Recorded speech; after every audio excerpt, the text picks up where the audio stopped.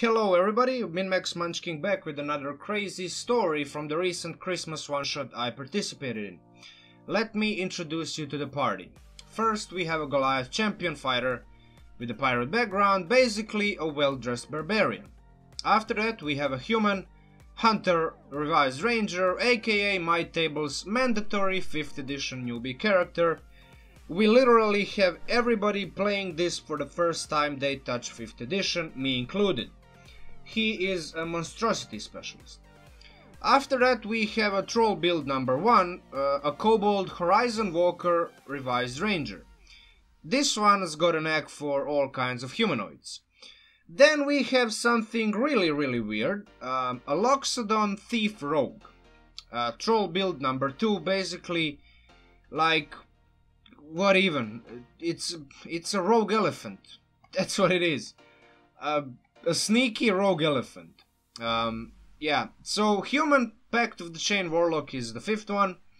It's a more normal one, sort of. If you wonder what his patron is, it wasn't a Hexblade, so doesn't really even matter. But yeah, it was a Phalok with an Imp Familiar and a pretty standard set of Eldritch Blast invocations. He also had a commoner background given to him by the DM, and you'll hear why this was important later in the video. And then, finally, there's me, your favorite power gaming asshole, whatever, who you keep watching and listening to day after day for some reason. I am playing Herald of Halal, basically, so if you haven't done it yet, go watch the video. You'll get a basic sense in a nutshell of the video. Basically, I'm a devotee to a dragon goddess of trickery, sort of, let's put it that way. So, the revised rangers, the 2 revised rangers, basically there for the purpose of figuring who's around in a 5-mile radius so we can move straight towards them without paying any attention to the terrain or orientation, because that's what revised rangers do. They have this, they have that, and they also have this, so yeah, this basically enables them to do just that. Warlock has a Google Streetcar at the snap of his finger. So that's basically what Voice of the Chainmaster is. You can just send him anywhere and yeah, basically Google Streetcar. We both can diplomats around to get better deals and leverage in negotiations. Finally, the fighter and the loxodon thief are just hanging around, twiddling their thumbs, waiting for something to happen most of the time, so yeah. So the quest is simple. It's winter, some kind of festivity in town which none of us know any details about. In other words, it's Christmas, but we pretend we have no clue because D&D. The holy book, Bible, with the engraved diamond has been stolen from these priests, and they're called Jesuits or something, I don't know. So we need to find the book and bring it back for 2000 gold, which is just great, right? 2000 gold, yay!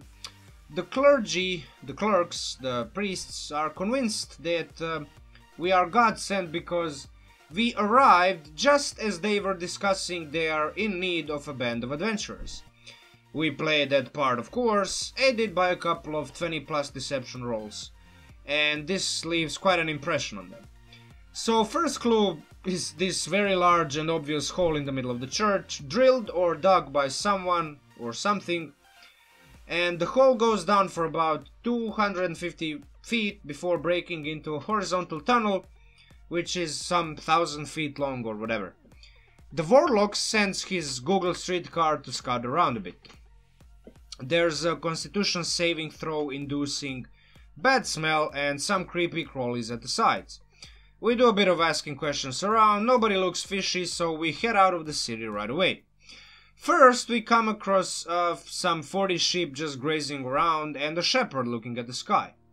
The moment my DM said sky, I knew what I had to do.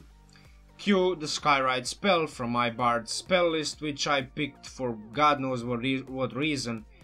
And the spell basically produced this cloudy message: go east, your lord demands a sacrifice.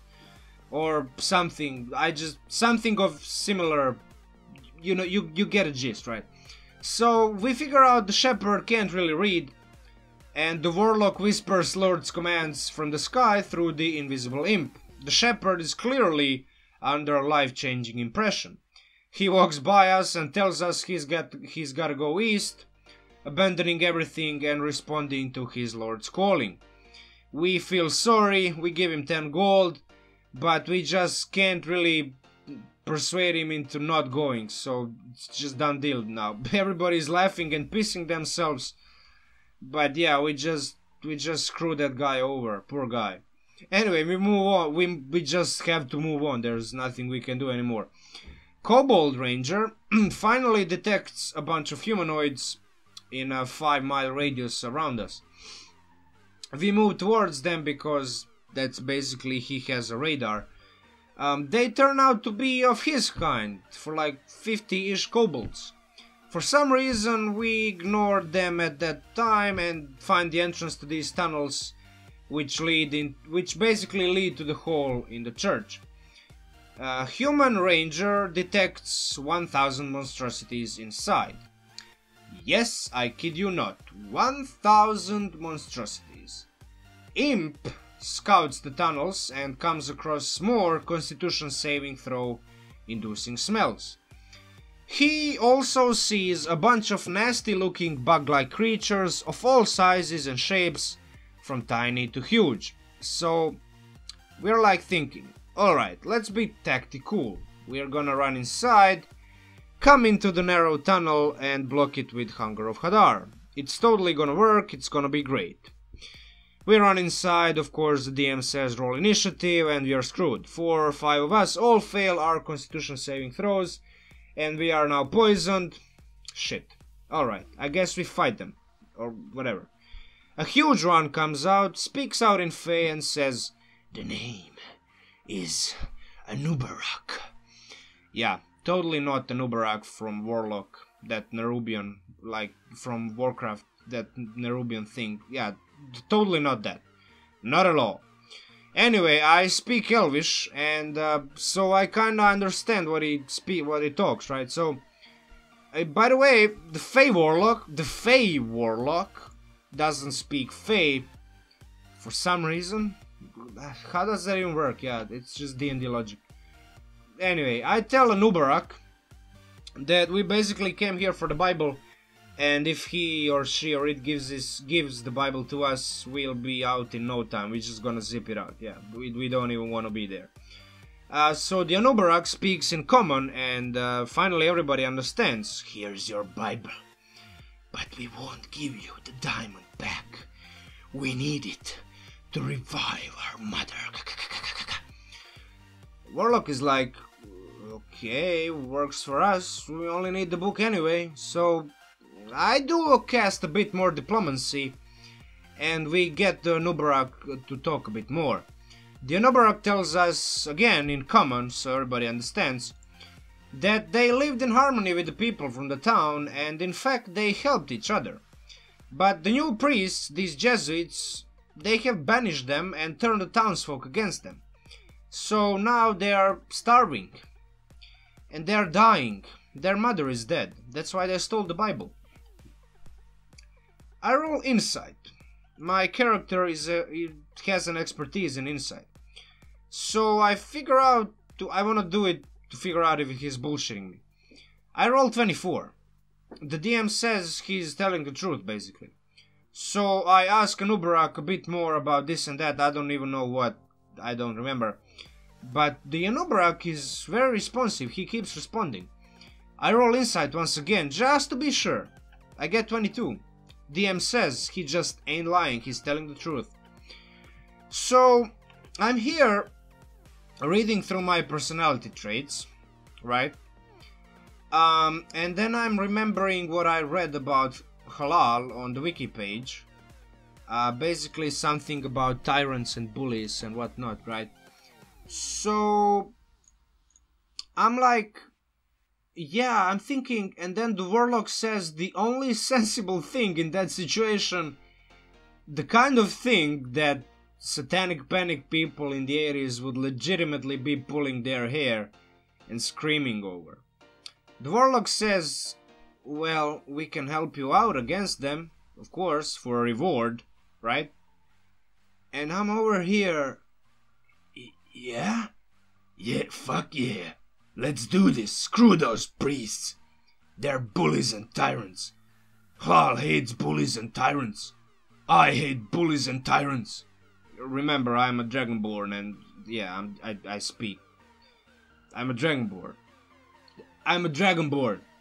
So, over the next hour and a half, we come up and organize this crazy, insane plan to do just about that. The plan involves the bugs themselves, the nearby kobolds who we also bought for 12 gold, 5 daggers, I think there were 2 additional hand axes, and of course those 40 sheep that are still grazing around the town. And yeah, there's also gonna be us, but we will mostly be just hanging around watching the mayhem play itself out. So, but first, let me tell you what happened during the night we came back in town with the Bible in one of our backpacks. We arrived in front of the church door, the Goliath and me banged on them a bit, and we created a bit of noise. Quite a bit of noise, actually. It was past midnight at that point, and one of the nearby residents opened the windows, right, like window doors, and flung an egg towards in our direction, and the egg hit the Goliath in the head. The Goliath, he is a fighter, but he's just a well-dressed glorified barbarian, furiously runs and jumps through the first floor window, rolling a 26 on the athletics check in the process. I try to stop him, but I roll 8, of course, so I just fail miserably. I do rush in myself, and then, being a jerk and an asshole I really am, come up with an absolutely obnoxious idea. See, this poor dude, and this poor dude as well, they've been twiddling their thumbs so long during the session, their thumbs, like, they grew tired. They started to hurt. So, the warlock and me, we were having fun all night, just diplomancing and scouting around all day. Even the rangers were having their fair share of the spotlight with their awesome abilities. But these two guys, they've been just in the shadows. They're just like secondary, doing almost nothing. Just hanging around. This was his moment to shine. This moment right here, where he gets an egg flung right into his head, and then he furiously runs and jumps through the window, very, very angry. Unfortunately, I was still around. I was still at the table. And I had this other spell in my arsenal, and this spell was almost as good as Skywrite. I think you know this spell, it's called Suggestion. So, while he's in there in the room with this half-orc, angrily looking towards him and preparing to do something angry, I guess, I cast this spell on him. Now, you may be thinking I just suggested something like calm down. No. I suggest this. Don't beat him. Make love with him. He, of course, fails a saving throw. I mean, everybody loses their shit other than the dude. Like, the dude controlling that character. And, I mean, I can see the dude is pissed. Rightfully pissed. For me, just stealing his time under the spotlight right under his nose. But I just can't stop laughing myself first, even though I know right then and there that I was really being a piece of shit. I should have just let him have his moment. But then I say something even worse. Like, I say I'm going to wait just before penetration happens. After all, we don't really want him to rape the dude. At this moment, DM is falling on the floor. Tears are rolling down our cheeks. Hands are slapping the table very, very hard. We are all laughing for good 4 or 5 minutes. Because it's just turned into something completely ridiculous. I mean, obviously he is not laughing, because, I mean, I just told you, he's like, he sensed the opportunity to have his moment, and then I just swiped the rug out of, like below his feet. But I just had to do it. I had to do it. It was a perfect moment to pull out a prank, because that's what I do. I do pranks, and that's what my deity does. She pulls pranks. We are all about pranks, right? And I just had to do it. It was a perfect opportunity for my character to do what my character is supposed to do. After all, I am a devoted follower of trickery type deity, and she likes to do pranks, and it unfortunately was the highlight of the session for sure, but yeah, it was a very dick move. Anyway, 5 minutes later, when we all stop laughing finally, like we bear our senses, he zeroes me inside the church in front of the altar boy. Because why not? I deserved it, so I don't complain, but we are all still chuckling. I do apologize, but it's too late at this point, so we just continue. Fast forward to later that night. I'm sleeping, licking my wounds. I received quite a beating from this guy. Do remember, fighter level 5, he can hit you 5 times in a round if he uses his action surge. And he very much used action surge on me, even though he pretty much didn't even need it almost. I only have like 41 health, and I also just remembered one thing. The first hit was a critical hit as well, so he halved my hit points like with that first hit.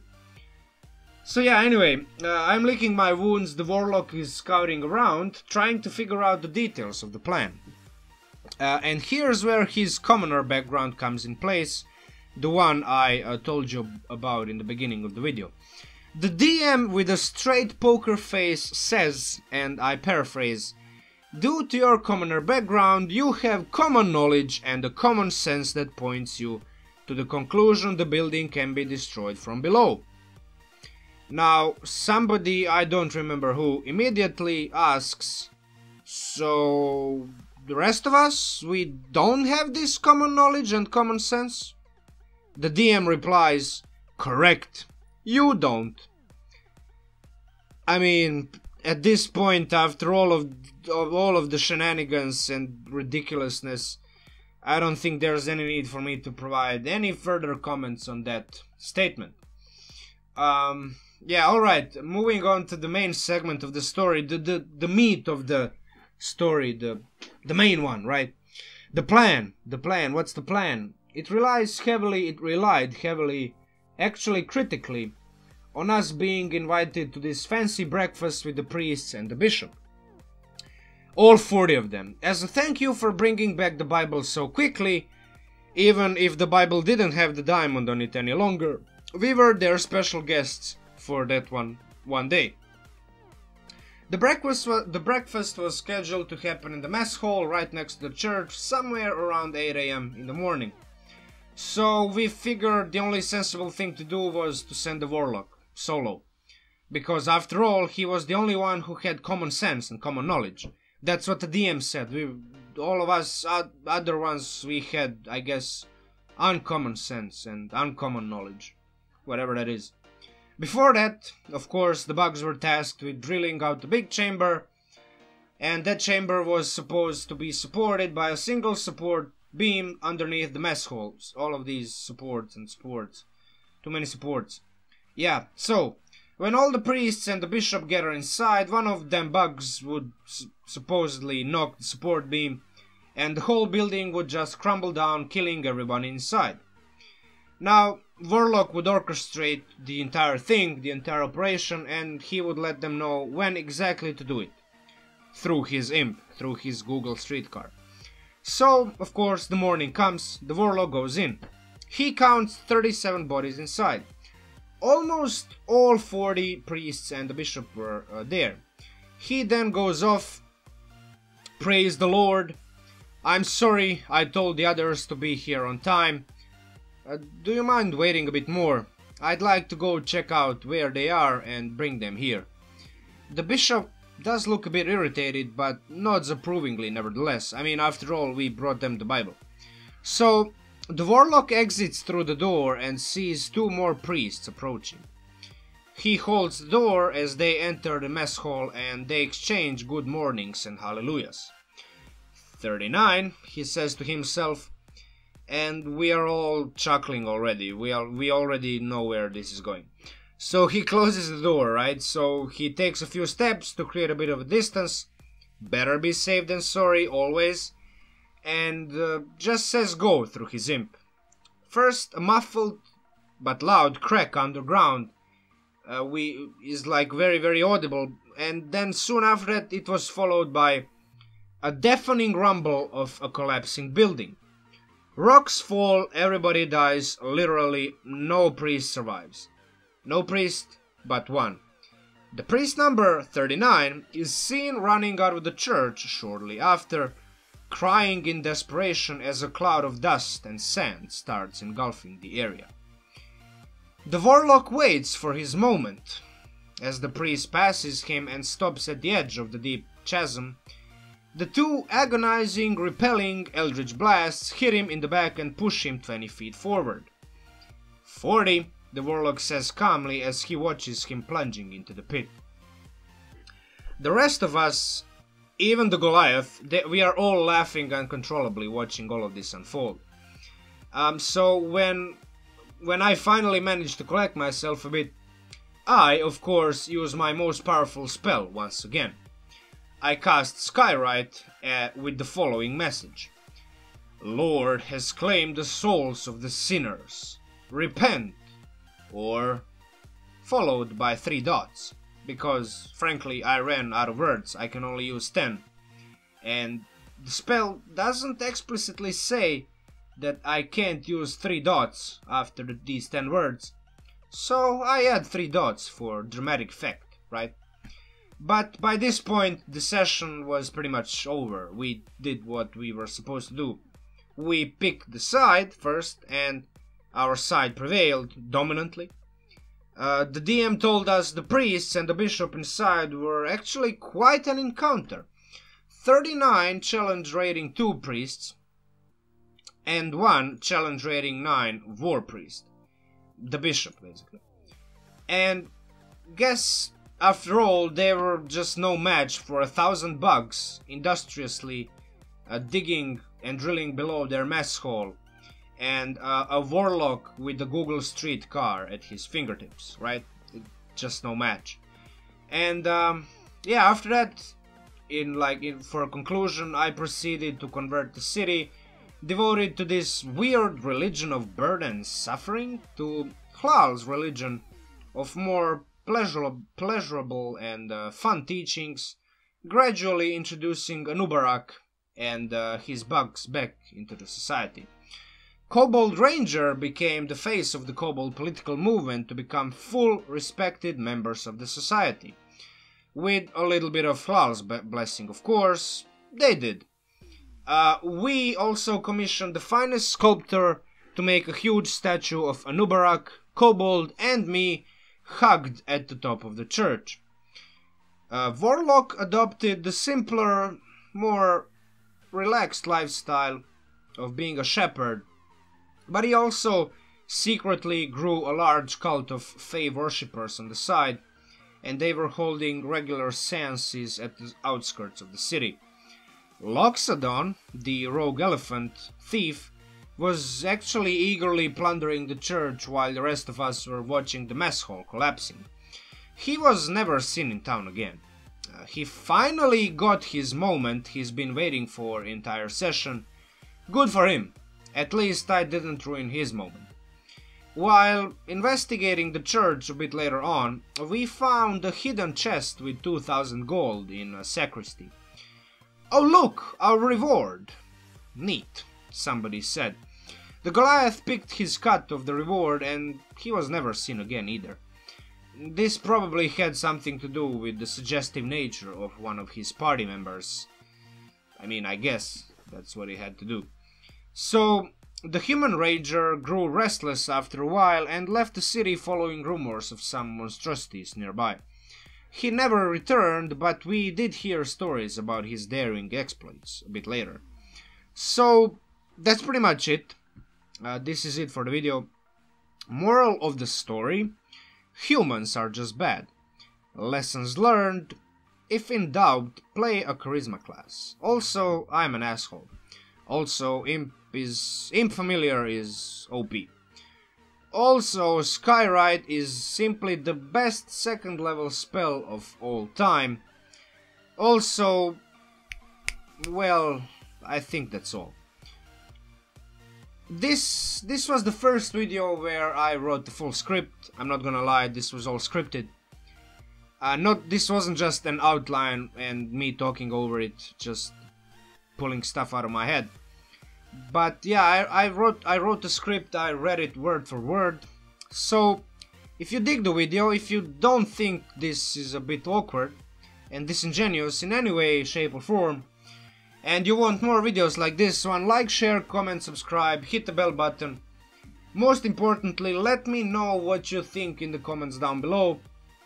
And I'm still not entirely convinced something like this is doable for my build videos, but I mean, I won't know until I try it out, so expect something a bit different in my next build video. And with that said, Min Max Munchkin out, and talk to you soon.